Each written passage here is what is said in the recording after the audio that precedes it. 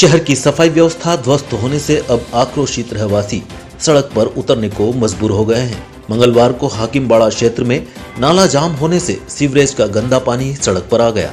गंदे पानी ने सड़क को मिनी तालाब बना दिया। अधिक पानी होने से लोग घरों से बाहर नहीं आ सके, जबकि सड़क पर एक तरफ कंट्रोल तथा दूसरी तरफ आंगनवाड़ी केंद्र होने से आना जाना मुश्किल हो गया। आक्रोशित रहवासियों ने नगर निगम के खिलाफ सड़क पर चक्का जाम कर नारेबाजी शुरू कर दी। रास्ते बंद होने से यातायात बाधित हो गया। पुलिस अधिकारियों ने निगम अधिकारियों से चर्चा कर तत्काल सफाई शुरू होने का आश्वासन देकर चक्का जाम समाप्त करवाया। आक्रोशित नागरिकों ने बताया, मेरा नाम रोहित भाटिया है भाई साहब। कम से कम 10 दिन से समस्या उत्पन्न हो रही है। कितने निगम के अधिकारी देख के निकल जाते हैं, यहाँ पे गाड़ी लगा देते हैं फॉर्मेलिटी निभाने के लिए। वो पानी निकाल के चले जाते हैं, फॉर्मेलिटी निभाते हैं। शाम को वापस यही स्थिति हो जाती है, सुबह वापस यही स्थिति हो जाती है। यहाँ पे आंगनवाड़ी है और इस जगह पे कंट्रोल है। यहाँ से निकलने में भी एक तो बच्चा इस खड्डे में गिरा, उसको उठाया, और एक महिला गिर गई है यहाँ पर। अभी कुछ बच्चा गिरा था थोड़ी देर। हाँ, ये यहाँ पर बच्चा गिरा था और स्वास्थ्य अधिकारी को फ़ोन लगाया था तो वो फ़ोन नहीं उठा रहा था। अभी आपने जो चक्का जाम करा था क्या इसी विषय में करा था। अगर अभी भी सुनवाई नहीं होती है तो कल फिर हम चक्कर जाम करेंगे। उसके बाद कलेक्टर का घेराव करेंगे और निगम आयुक्त का भी घेराव करेंगे अगर ये सही नहीं होता है। अभी आपने जो चक्का जाम करा था किस लिए करा था, क्यों करा, क्या कारण रहा? सर, ये गंदगी इतनी हो रही है। 8-10 दिन हो गए हमारे घर में छोटे बच्चे कहते हैं बीमारी फैली, बीमारी वजह से फैलेगी। सारे पेड़ घरों में आ गए हैं, सब बच्चे आते हैं, ये भी छोटे बच्चे सर। और अभी बच्चा गिरता बच्चा हुआ तो हमने संभाल लिया, नहीं तो बच्चा तो बेके जाता है। पानी अच्छा खासा भरा हुआ है सर। कितने दिन से समस्या आ रही है? सर, ये पूरा 10 दिन हो गए। अभी आपने किसी को कंप्लेन वगैरह करी? बार कर दी, सब आते हैं और टेक के चले जाते हैं। किसी को ये नहीं होता है कि यहाँ सही करवा है। इसमें नगर निगम और ना ये कचरी गाड़ी कभी आती है, कचरी गाड़ी कभी हमने आज तक आती भी नहीं देखी यहाँ पे। और ये नगर निगम की पोल खुल रही है। जो सिविल लाइन डली हुई थी उसको जो ब्लॉक डाला हुआ था उसने चेम्बर बनाने के लिए इस नाले को ब्लॉक कर दिया। तो ये रोज पानी भराता है और वो रोज खाली कर देते हैं। उससे आगे वो फॉर्मेलिटी निभा रहा है खाली, अभी तक कोई निराकरण नहीं हुआ उसका। अगर कोई इंसान हो अनजान तो वो इस गड्ढे में गिर जा फंस जाएगा, इस गड्ढे में आके।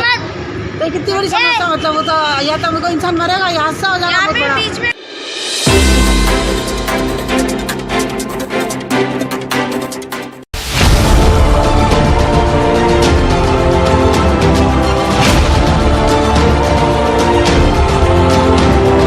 वार्ड क्रमांक 42 शहर के मध्य वाला वार्ड है। इस वार्ड की पार्षद थी माला शर्मा। वार्ड 42 में पिंजारवाड़ी, मोहन टॉकीज, हटीराम दरवाजा, कलाइंगर रोड, सेठ जी का बाजार, रामदेव जी की घाटी, बोयरा बावड़ी, बागड़ों का वास जैसे क्षेत्र आते हैं। इस वार्ड में विकास के नाम पर कोई काम पार्षद नहीं करवा सकी है। सफाई, सड़क, पानी जैसी मूलभूत सुविधाएं भी जनता को नहीं मिली है। फोन पर जब एन टाइम्स की टीम ने संपर्क किया तो पार्षद पति ने बाहर होने की जानकारी देते हुए 90 लाख के विकास कार्य होना बताए हैं। पार्षद पति थावरिया बाजार टंकी निर्माण और हास मास्क अपनी उपलब्धि बताते हैं, जबकि कड़वा सच तो यह है थावरिया बाजार टंकी निगम मद से बनी है और पार्षद जहां हास मास्क लगना बताते हैं वह क्षेत्र वार्ड 41 में आता है। पूर्व पार्षद मंगल लोढ़ा बताते हैं थावरिया बाजार पानी की टंकी के लिए जनता के आंदोलन के बाद निगम मद से निर्माण किया गया है। ये टंकी काफ़ी टाइम से जीर्ण शीर्ण हो रही थी। यहाँ पे इस टंकी पर कभी भी कोई दुर्घटना होने की संभावना थी। इसके लिए हमने इसके लिए प्रयास करा। इसके लिए विधायक जी को ज्ञापन दिया। नगर निगम में भी आयुक्त को लेटर लगाया था कि इस टंकी को गिराकर एक यहाँ पर नई टंकी बनाई जाए, जिससे इस क्षेत्र में जो इस टंकी की वजह से दुर्घटना कभी भी हो सकती है, कोई जनहानि नहीं हो। इसलिए इस टंकी के हमने लोगों से हस्ताक्षर भी कराए और यहाँ से प्रयास भी करा और विधायक जी के मार्गदर्शन में, विधायक जी के नेतृत्व में इस टंकी का पुनर्निर्माण हुआ। पिंजारवाड़ी क्षेत्र की जनता सिर्फ एक ही ट्यूबवेल के सहारे है। शहर के मध्य में रहने वाली जनता को अब तक पार्षद मीठा पानी तक उपलब्ध नहीं करवा सकी है। वार्ड की जनता भी 5 सालों में कोई विकास कार्य नहीं होना बताती है।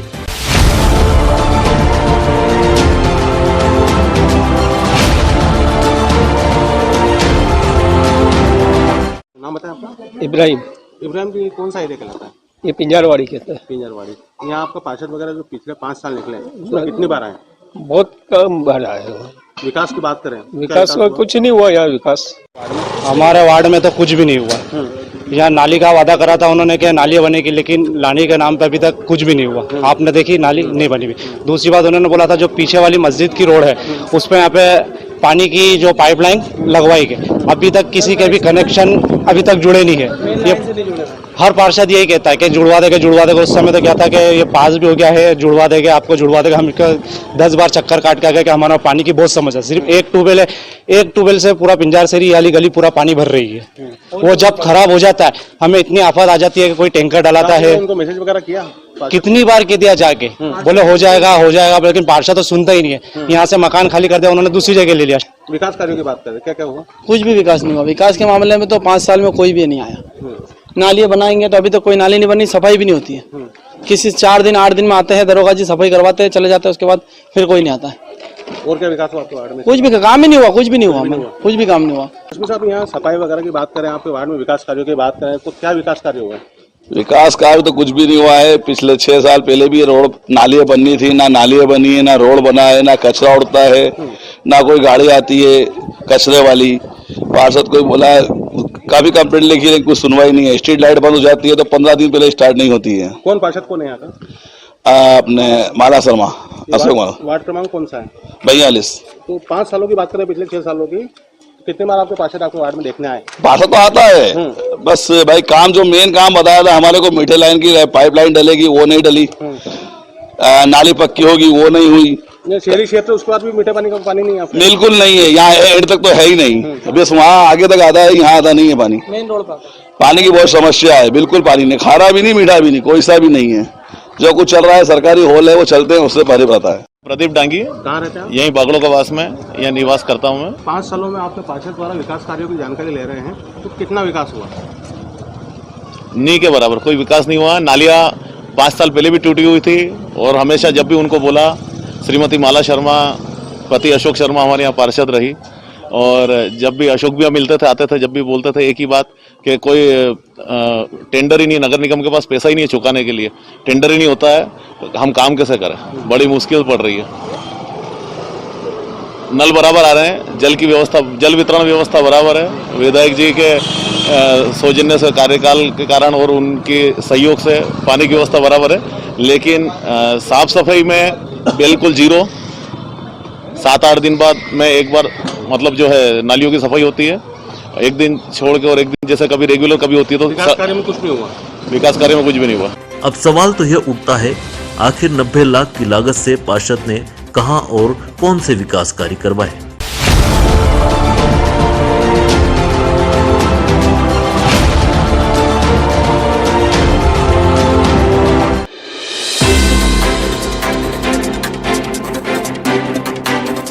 रतलाम झाबुआ संसदीय क्षेत्र के सांसद गुमान सिंह डामोर को मंगलवार को रतलाम ग्रामीण क्षेत्र में सातरुंडा चौराहे पर कांग्रेस व किसानों ने काले झंडे दिखाए और उनके वाहन पर मटर भी फेंकी।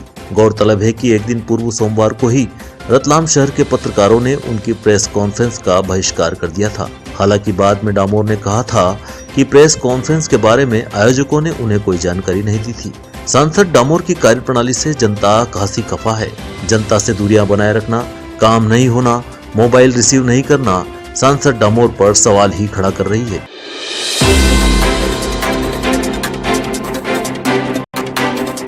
व्यवस्था सुधारने की आड़ में यातायात पुलिस सुबह से प्रमुख चौराहों पर अपनी आमद देती है, लेकिन सुधार की आड़ में सिर्फ चालानी कार्यवाही कर वसूली की जा रही है। मंगलवार को पुलिस राम मंदिर क्षेत्र में पहुंची और 3 सवारी के साथ ही बिना मास्क वालों पर चालानी कार्यवाही की। पुलिस को देख वाहन चालक मास्क लगाते नजर आए। शहर में पनपते अतिक्रमण, वाहन पार्किंग और बेतरतीब खड़े वाहनों पर पुलिस का कार्यवाही नहीं करना आशंका ही पैदा करता है।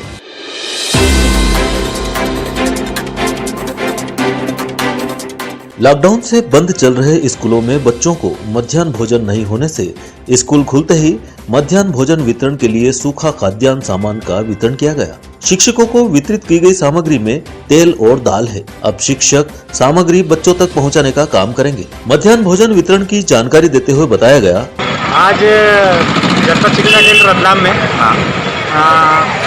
सूखा राशन मध्याह्न भोजन योजना अंतर्गत वितरण किया जा रहा है, जिसमें 73 दिवस का प्राथमिक और माध्यमिक शालाओं के बच्चों के लिए दाल और तेल, इन 2 वस्तुओं का वितरण किया जा रहा है, जिसके लिए मध्याह्न भोजन स्वयं सहायता समूह के अध्यक्ष और संबंधित विद्यालय के प्रधानाध्यापक यहाँ पर प्राप्त करने के लिए दाल और तेल प्राप्त करने के लिए आए हैं।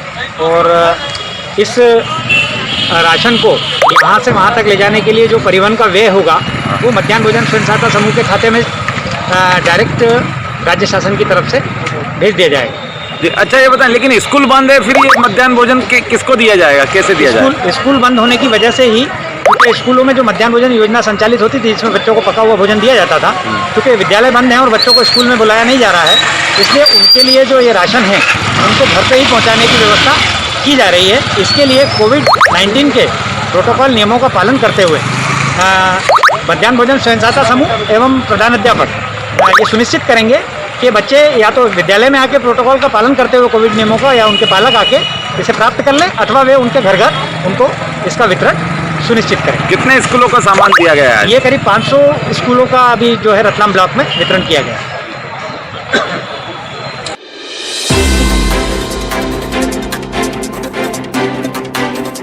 प्रदेश सरकार के ऊर्जा एवं पर्यावरण मंत्री हरदीप सिंह डंग सोमवार देर शाम अल्प प्रवास पर रतलाम आए।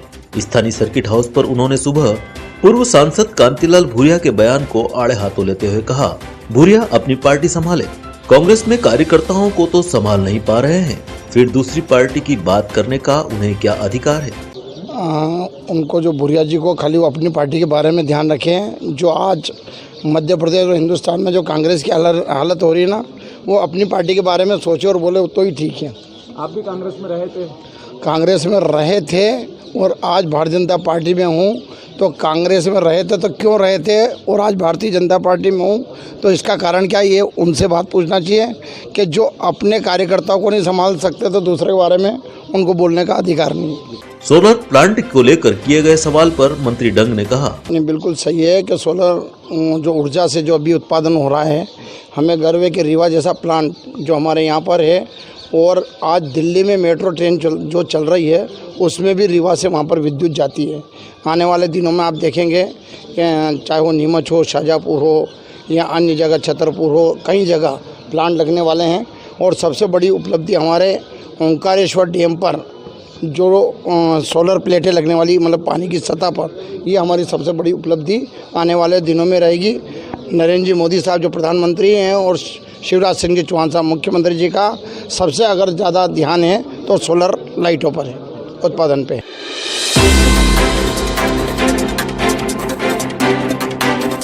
श्री देवरा देवनारायण धर्मराज ट्रस्ट के चुनाव करवाने और पूर्व में दिए गए ज्ञापनों पर कार्यवाही नहीं होने से नाराज गुर्जर समाज के समाजजन कलेक्टर कार्यालय पहुंचे। ज्ञापन में कहा गया है, उच्च न्यायालय के आदेश के बाद भी प्रत्यक्ष चुनाव नहीं करवाए गए हैं, वहीं जमीन की खरीद फरोख्त भी की जा रही है।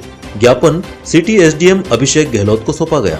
मामले की जानकारी देते हुए समाजजन ने मीडिया को बताया, हमने 21 दिसंबर अभी 2020 में माननीय कलेक्टर जिलाधीश के नाम पे ज्ञापन दिया था। उस ज्ञापन में हमने देवरा देवनारायण धर्मराज ट्रस्ट को लेकर कई शिकायतें की थी, उसके खाते में से अवैध राशि निकासी की और उसकी भूमियों के अवैध रूप से विक्रय करने की, और एक माननीय उच्च न्यायालय का जो आदेश है कि गुर्जर समाज को प्रत्यक्ष मतदान के माध्यम से उसके 60 ट्रस्टी का जो निर्वाचन हो उसके पालन का रिमाइंड एक वो ज्ञापन दिया था। उसी ज्ञापन के संबंध में आज हम धरना प्रदर्शित करने वाले थे, परंतु शासन प्रशासन से हमारी बातचीत हुई है और माननीय एसडीएम महोदय ने हमको आश्वस्त किया और हम आश्वस्त थे, और इस वजह से हम धरना प्रदर्शन निरस्त कर रहे हैं। और अभी उन्होंने जो भी आश्वासन दिया उनसे हम संतुष्ट हैं, और आज एक रिमाइंडर उनको उस ज्ञापन का हमने और प्रदान कर दिया है ताकि वो जल्दी माननीय उच्च न्यायालय के आदेश का पालन हो और गुर्जर समाज के प्रत्यक्ष मतदान से उस ट्रस्ट में गुर्जर समाज को प्रतिनिधित्व मिले और गुर्जर समाज की एक धर्मशाला और एक छात्रावास वहाँ पर निर्मित हो सके।